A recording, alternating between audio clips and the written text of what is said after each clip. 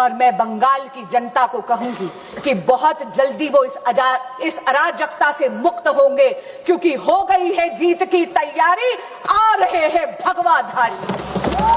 महोदया, बिहार तो केवल झांकी है, पश्चिम बंगाल बाकी है। कि धर्मनिरपेक्षता की आड़ में सांप्रदायिक ताकतों के आगे घुटने टेके कांग्रेस पार्टी ने, हाँ हम सांप्रदायिक हैं क्योंकि हम वंदे मातरम गाने की वकालत करते हैं।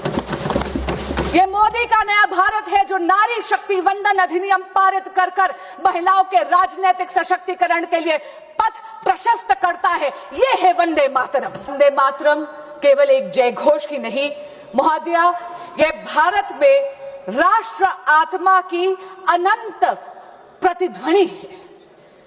भारत में राष्ट्रवाद एक राजनीतिक संरचना नहीं है, बल्कि एक आध्यात्मिक चेतना है, जहां भूमि एक भूखंड नहीं मां के तौर पर देखी जाती है, जहां पर हम भारत को भौगोलिक सीमाओं में नहीं संस्कारों में निहित देखते हैं।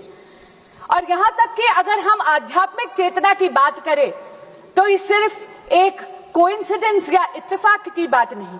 और इसीलिए महोदया, भारत माता हमारे लिए एक अमूर्त अनाम अवधारणा नहीं है, बल्कि मां दुर्गा, मां काली, मां लक्ष्मी, मां सरस्वती का साक्षात जीता जागता स्वरूप है, जो कि शक्ति, साहस, सौम्यता और ज्ञान का रूप है।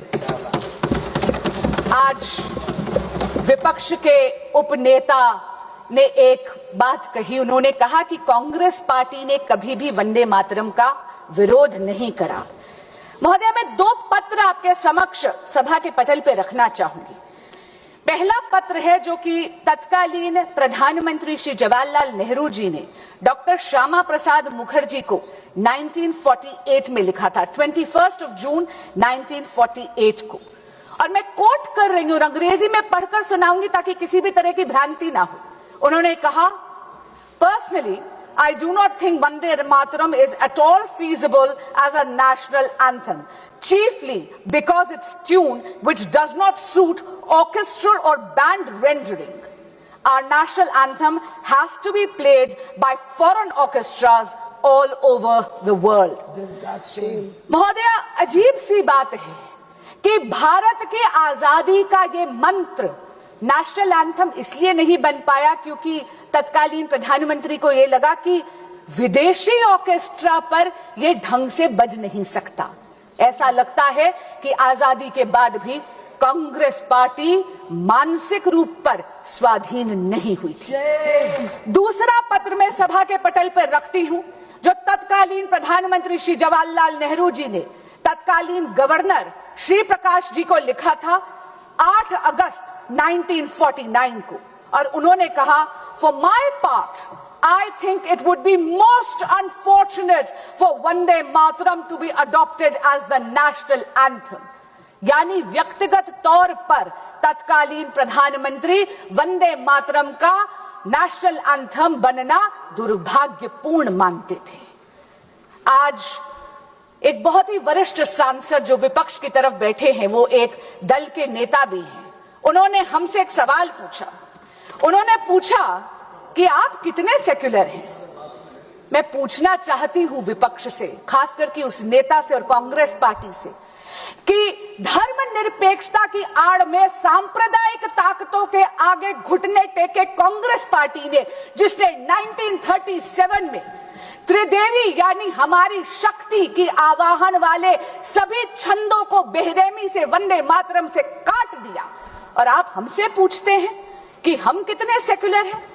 महोदया, जब ऐसे तुष्टीकरण की राजनीति के पटल पर वंदे मातरम की बलि चढ़ा दी थी, इसीलिए स्वर्गीय श्रीमती सुषमा स्वराज को 1996 में इसी सदन के पटल पर यह बोलना पड़ा, हाँ हम सांप्रदायिक हैं क्योंकि हम वंदे मातरम गाने की वकालत करते हैं, क्योंकि हम राष्ट्र ध्वज के सम्मान के लिए लड़ते हैं।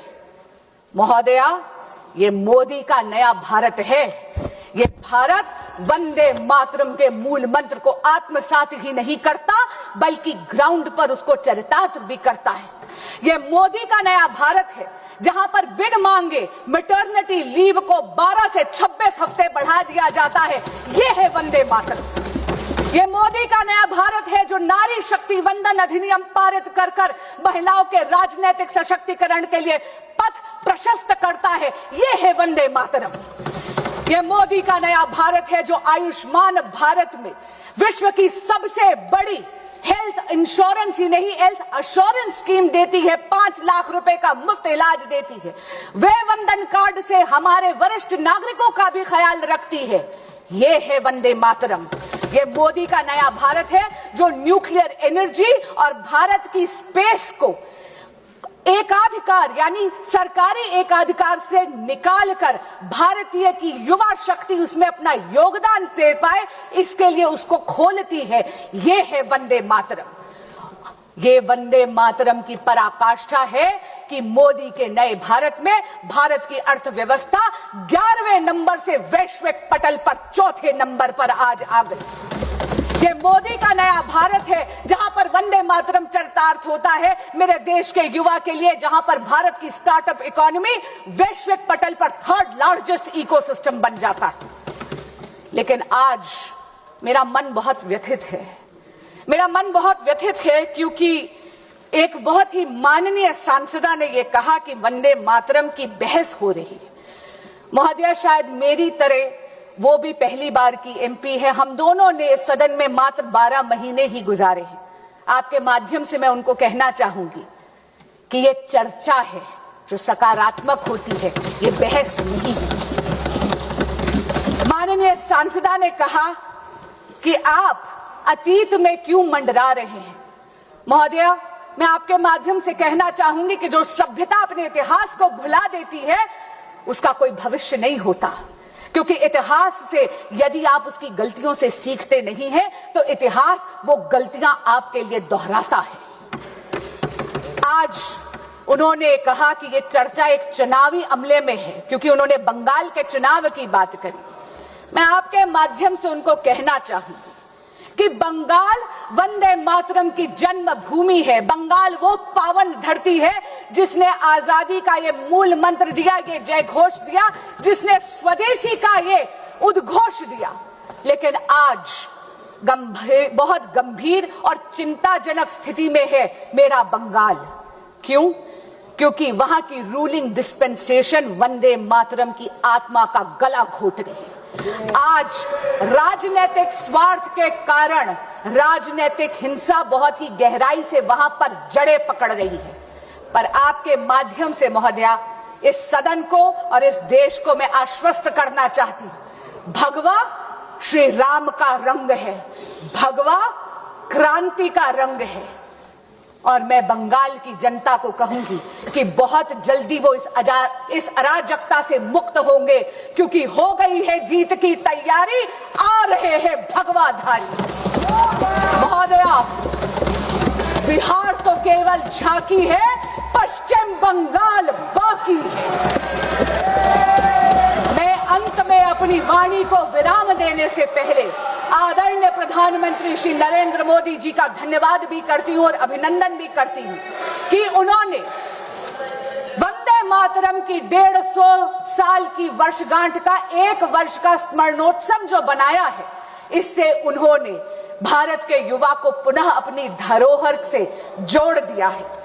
महोदया, वंदे मातरम सतत है, शाश्वत है, समृद्ध भारत की प्रेरणा है, विकसित भारत की आधारशिला है।